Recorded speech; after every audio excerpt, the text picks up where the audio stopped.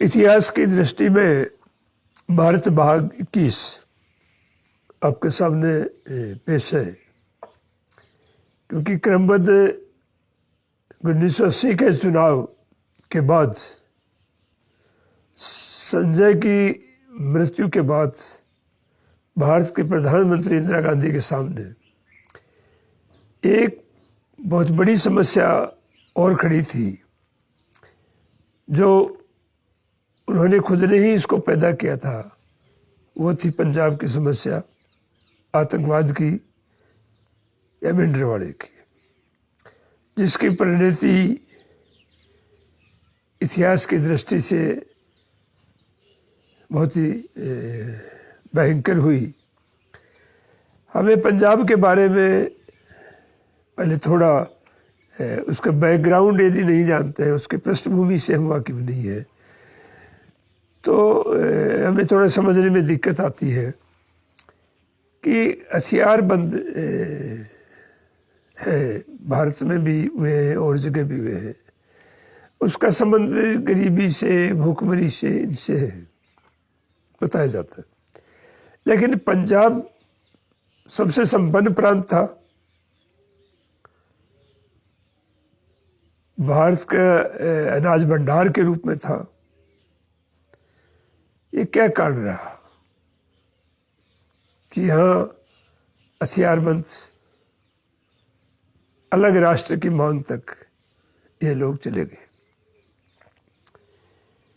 क्योंकि हर घटना के पीछे एक पृष्ठभूमि होती है। तो ब्लू स्टार के पीछे की हम ऑपरेशन के पीछे की हम घटना को यदि देखें, तो पंजाब तो 1966 में बना था, लेकिन ये एक अलग नस्ल है जो अफगानिस्तान से लेके, वैसे इराक से लेके गंगा के मैदान तक है। उसमें कहीं कोई सिख है, कहीं पठान है, कहीं मुसलमान है, कई है और सिख भी है। और इनका जो गठन हुआ है वो अत्याचारों के खिलाफ लड़ते हुए गठन हुआ है। नानक ने जो स्थापना की है अकबर कालीन मुगल काल में, और उसके बाद गुरु गोविंद सिंह के बाद में इन्होंने जो स्थापना की है, नई मान्यताएं समाज को जो उन्होंने दी है, जो नया साहित्य वहाँ आया है, उनमें बहादुराना लड़ने की क्षमता, एक सामाजिक भावना एक साथ आई है। और साहित्य भी पंजाबी उच्च कोटि का साहित्य आया है। पंजाबी के साहित्य के बारे में भगत सिंह के आर्टिकल बड़े महत्वपूर्ण आर्टिकल है। अकाल और अकाली, अकाल का मतलब होता है कोई काल नहीं, न वर्तमान, न भविष्य, न भूत, मतलब एक तरह का एकेश्वरवादी जिसका कोई रूप नहीं है। और उनकी तख्त जो है वो मुख्य सेंटर इन्होंने कायम किए हैं। और इन्होंने जो गुरुद्वारे है, इसको गुम्बद जो बड़ी है उसको बुंग कहते हैं, कि वहाँ बैठ करके उन्होंने निर्णय लेने की एक प्रथा दी है। और गुरुद्वारों में और दुनिया के दूसरे धर्मों में बहुत बड़ी भिन्नता ये है कि गुरुद्वारा जब पूरा होता है, जब उसमें तीन चीज़ एक साथ बनती है। एक तरफ मूर्ति नहीं होकर जो संतों की अच्छी वाणी है, उन वाणियों की जो पोथी है, जिसको गुरु ग्रंथ साहब कहते हैं, वो रखने की जगह, उसके साथ ही ठहरने की धर्मशाला और भोजन करने के लिए लंगर होना आवश्यक है। सेवा, मानव की सेवा करना ही इनका मुख्य धर्म है। गोविंद सिंह के बाद में इन्होंने तय कर दिया कि भाई अभी कोई आखिरी गुरु नहीं होगा और मेरी जगह गुरु ग्रंथ साहब ही गुरु होंगे। लेकिन उनका एक फिरका अलग से रहा, निरंकारियों का, जिनका हिसार सेंटर है, उनमें गुरु प्रथा थी। ये सारी होते हुए, और दूसरी तरफ जो अकाली थे, इनके सारे फैसले गुरुद्वारा से लिए जाते थे। और 1915 में आकर के इन्होंने गुरुद्वारे जो है, एक शिरोमणि गुरुद्वारा, मुख्य गुरुद्वारा उनका हो गया, जिनसे वो संस्थाएं करते थे। और इनकी सारी संस्थाएं लोकतांत्रिक थी। गुरुद्वारे में वे किसी को ग्रंथी नहीं रखते हैं, बिना तनख्वाह दिए। और गुरुद्वारे में जो प्रबंध कमेटी होती है, उसके हर साल 5 साल में चुनाव होता है। हालांकि रणजीत सिंह के समय बहुत बड़ा भ्रष्टाचार आ गया था इन मठों में, इन गुरुद्वारों में। उनको वहाँ के नौजवानों ने इकट्ठा होकर के ठीक किया और साफ किया, और उसके बाद में उन्होंने एक फैसला नहीं लेके सामूहिक वो फैसला लेने की एक ऐसी जगह हो गई, और वहीं से जो आदेश जारी होते थे उनको हुक्मनामा के रूप में कहते थे। एक बड़ी मान्यता थी, बड़ी एकता थी और दानी लोग थे। जब आपातकाल में इंदिरा गांधी और संजय गांधी की जो योजना थी, जो प्रेस को इन्होंने बंद कर दिया था, लोगों को जेलों में बंद कर दिया था, सबकी जुबान जब बंद कर दी थी, अकालियों ने जो विरोध किया तो वो विरोध इनको बर्दाश्त नहीं हुआ। बर्दाश्त नहीं होने का नतीजा ये रहा कि अकालियों को दूर करने के लिए इन्होंने जो ज्ञानी जैल सिंह और एक साथी और थे, ये इन्होंने कहा कि कुछ ऐसे लोग निकालिए जो इन अकालियों को सत्ता से हटा करके दूर करके अपने हाथ में सत्ता लाए। इनको दिल्ली मिलाने के लिए जर्नैल सिंह भिंडरवाले को लाए, ज्ञानी जैल सिंह लाया। संजय गांधी ने 2 आदमी लाए, उनमें भिंडरवाले को उन्होंने ठीक माना। उस समय भिंडरवाला दमदमी टकसाल के अंदर था। दमदमी टकसाल का मतलब होता है कि वहाँ जो गुरु ग्रंथ साहब का जो अलग अलग चीज़ें थी उनको जोड़ कर ये बनाया गया था। दमदमी टकसाल, वहाँ गुरु ग्रंथ साहब को इकट्ठा करके एक ग्रंथ बनाया था, उसमें था। इन्होंने पैसे भी दिए। भिंडरवाले के पास हथियार आए, उनमें काफ़ी पैसे कांग्रेस ने दिए, और ये भिंडरवाला दिन पर दिन आगे बढ़ता गया। उसी समय पहला इन्होंने जो इनके बीच में जो दरार पैदा की वो आर्य समाजियों ने की, क्योंकि आर्य समाजी और ये पहले साथ ही प्रचार करते थे। फिर उन्होंने अलग से की। फिर भाषा के सवाल पर पंजाब केसरी अखबार जो है, जिसका संबंध मैं कहूँगा कि हिंदू सांप्रदायिक ताकतों से था, उन्होंने जब जनगणना 1980 की आई तो जनगणना 1980 के लिए उन्होंने विरोध किया कि कोई अपनी मातृभाषा पंजाबी नहीं, हिंदू हिंदी लिखाए। इसका उसने एक अभियान चलाया।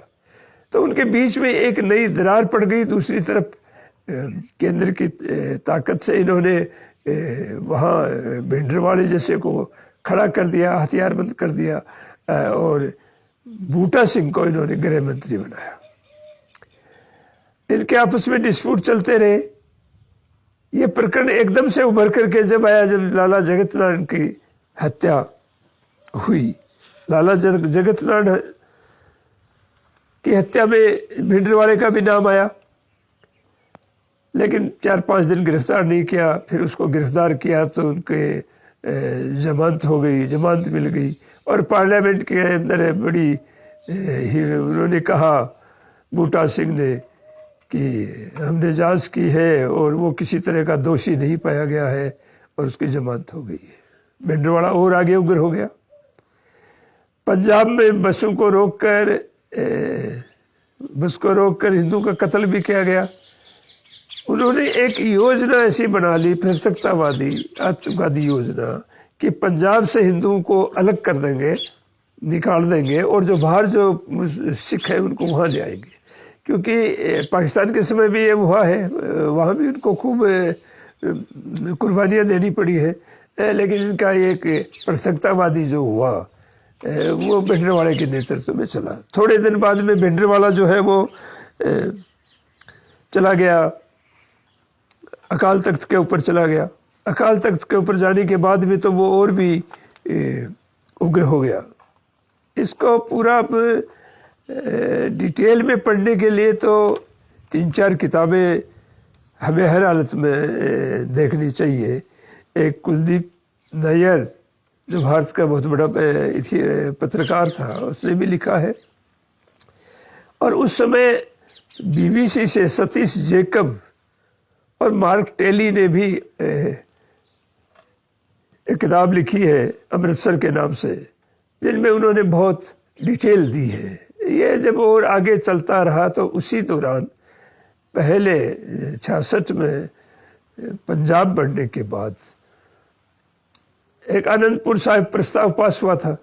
आनंदपुर साहिब प्रस्ताव मेन बातें जो थी उसमें ये था कि केंद्र के पास सिर्फ 4-5 चीज़ें रहे, बाकी जो है वो स्टेट के पास रहे। उसने केंद्र के पास डिफेंस 4-5 चीज़ें का ही उन्होंने प्रस्ताव रखा, और चंडीगढ़ को पंजाब को देने की बात थी, नहरों के पानी की बात थी। भारत सरकार की सबसे बड़ी समस्या 1947 के बाद यही रही कि इन्होंने किसी समस्या को सुलझाया नहीं, उन्होंने उसको एक लंबे समय तक लटकाए ही रखा। उसकी परिणति भी एक अलग आई और उन्होंने गिरफ्तारी अभियान शुरू कर दिया। दूसरी तरफ अकाली जो थे उनका करैक्टर प्रतीकवादी नहीं था, वो एक किसान पार्टी के रूप में थे, और किसान पार्टी के रूप में हिंसक भी नहीं थे। इसलिए इनकी ताकत के आगे, क्योंकि केंद्र की सत्ता उनके साथ थी, भिंडरवाड़े के साथ थी, वो हथियारबंद थे, उनसे वो कुछ दबे और कई जगह विरोध भी हुआ। पार्लियामेंट के अंदर भी जब ये बात आई तो पार्लियामेंट में एकमात्र राज्यसभा सदस्य उसमें कॉमरेड हरसिंह सुरजीत ने जो बात कही, जो आज भी पार्लियामेंट की प्रोसीडिंग में रिकॉर्ड्स है, उसने कहा ये क्या हो रहा है, ये अपने हथियारों से ही दिल्ली आता है, उनको कौन बुला रहा है, उनको कौन फाइनेंस कर रहा है, ये देश की क्या हालत कर देंगे आगे चल के। ये सब चलता रहा। वो अपना अकाल तख्त से प्रेस कॉन्फ्रेंस भी जारी करता रहा, अपने हुक्मनामे भी जारी करता रहा, और जो अमृतसर किताब लिखी है उसमें उससे पूछा कि तुम ये हथियारबंद लोग क्यों रखते हो, तो उसने कहा पुलिस भी तो हथियार रखती है। तो उसने कहा पुलिस तो सरकारी संस्था है, तो उसने कहा यहाँ मेरी सरकार है। लेकिन जो अमृतसर पुस्तक लिखी है उस पुस्तक के ऊपर इन्होंने ये बात साफ भी लिखी है। उसने एक इंटरव्यू में पूछा उससे भिंडरवाड़े से कि तुम सरकार का मुकाबला कैसे करोगे, तुम्हारी क्या योजना है। उसने कहा कह देना प्राइम मिनिस्टर को कि हम माचिस की तिल्लू की माचिस हैं, बहुत ठंडे हैं, लेकिन यदि आग लगती है तो उसमें एक विस्फोट भी होता है। उसने चेतावनी देना शुरू कर दिया। आखिर में उनकी स्थिति, उनका संपर्क हो चुका था, भारत पाकिस्तान के साथ भी उनका संपर्क हो चुका था, और ये बात भी सामने आ गई थी कि वहाँ खालडा एक गांव है 10 किलोमीटर पर, सही ये स्वर्ण मंदिर से 10 किलोमीटर पीछे जो गांव में सीधा यदि पैदल भी कोई जाए तो 40 मिनट में वहाँ पहुँच सकता है। योजना का सब पता चल गया था कि वहाँ पाकिस्तान में बैठ करके लंबा एक गुरीला वार चलाएंगे। उस लंबे गुरीले वार की बात जब सामने आई, दूसरा ये है कि आजकल हमारा रशिया से भी समझौता था। उस समय हमारे पास वो तकनीकी एडवांस साधन नहीं थे, लेकिन रशिया के इनसेट्स थे और ऊपर से फोटो लेते थे, और स्वर्ण मंदिर का सारा बात जब समझाई। दूसरी तरफ इंदिरा गांधी ने ज्ञानी जेल सिंह को गृह मंत्री से हटाकर राष्ट्रपति बना दिया। अब क्या सोच के बनाया क्या नहीं बनाया वो एक अटकलबाजी है, लेकिन अटकलबाजी के उसमें कोई फायदा नहीं। राष्ट्रपति बना दिया, और जब ये आखिरी नौबत आ गई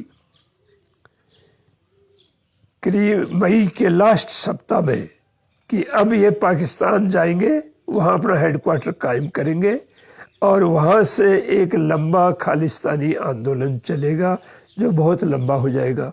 अब इसको निपटना ज़रूरी है।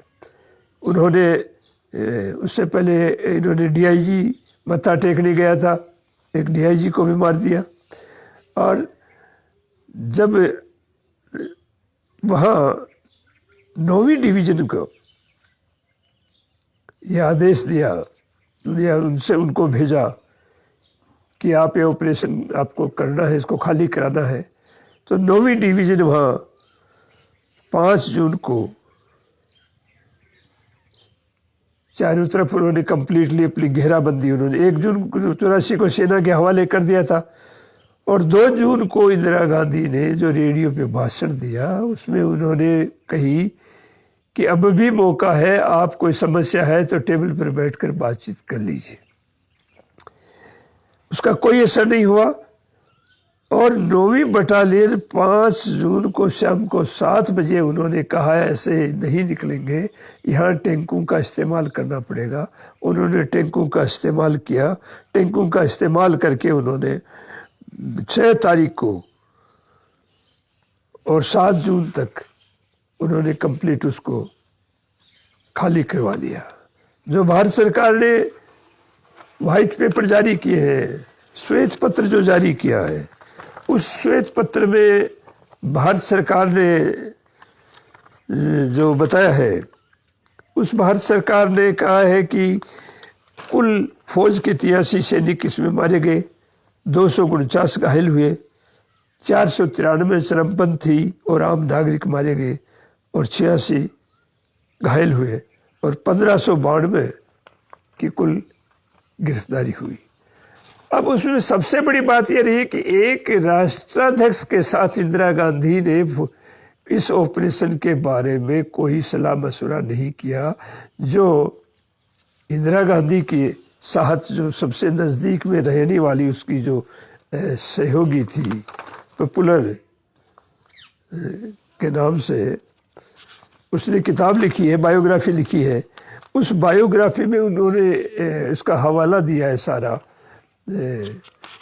और उनके बीच में खूब तनातनी हुई। आपसे में ये भी कहा कि मैं देश का राष्ट्रपति हूँ, मेरे को सूचना नहीं मेरे से स्वीकृति लेनी चाहिए थी, क्योंकि पहले कई बार इसको ठीक करने के लिए बातचीत हुई तो उन्होंने कहा कि अभी इनको और समय दीजिए, अभी इनको और समय दीजिए। और भिंडरवाले इस मैम में था, क्योंकि राष्ट्रपति अपने पक्ष में है और यह गुरुद्वारे में नहीं हो सकते। ये सब होने के बाद में उनके बीच में खूब तनातनी भी हुई और तनातनी हो, लेकिन उसमें क्योंकि राष्ट्रपति तो एक स्टैंप होता है, मोहरा होता है, और ज्ञानी जैल सिंह के बारे में तो हम क्या कह सकते हैं, क्योंकि ज्ञानी जैल सिंह को हिंदी और अंग्रेजी लिखना नहीं आता था, केवल पंजाबी आती थी। और ऐसे ही लोग होते हैं कैबिनेट के अंदर, किसी भी की कैबिनेट देख लीजिए कि जो प्राइम मिनिस्टर या सीएम से कोई बातचीत कर सके या आगे उठ सके, ऐसे कुछ होता नहीं है। इसलिए उसमें जो लिखी उन दोनों के बीच में जो विवाद हुआ, और वो विवाद बढ़ता ही गया। बढ़ने के साथ से अगली जो घटना हुई, जो इंदिरा गांधी की हत्या की जो घटना हुई, वो भिंडरवाले के मारे जाने से आतंकवाद समाप्त नहीं हुआ। आतंकवाद एक विचारधारा है, एक दृष्टिकोण है, और दूसरी बात है उन्होंने हथियारों का भी बहुत बड़ा जखीरा था। दूसरी, सिख कम्युनिटी हिंदुस्तान के बाहर भी बहुत प्रभावशाली है, कनाडा, अमेरिका, ऑस्ट्रेलिया, उन लोगों ने भी खालिस्तान का समर्थन किया था। इसलिए 1 दशक इसके अंदर और लगा, और उसके कुछ दिन बाद अगली जो घटना हुई प्राइम मिनिस्टर की डेथ की, वो घटना के बारे में अगले एपिसोड में बात करेंगे। इन्हीं के साथ आज का एपिसोड यही समाप्त करता हूँ। मैं गणेश मेरवाल, आर्कोलॉजिस्ट, सीकर। धन्यवाद।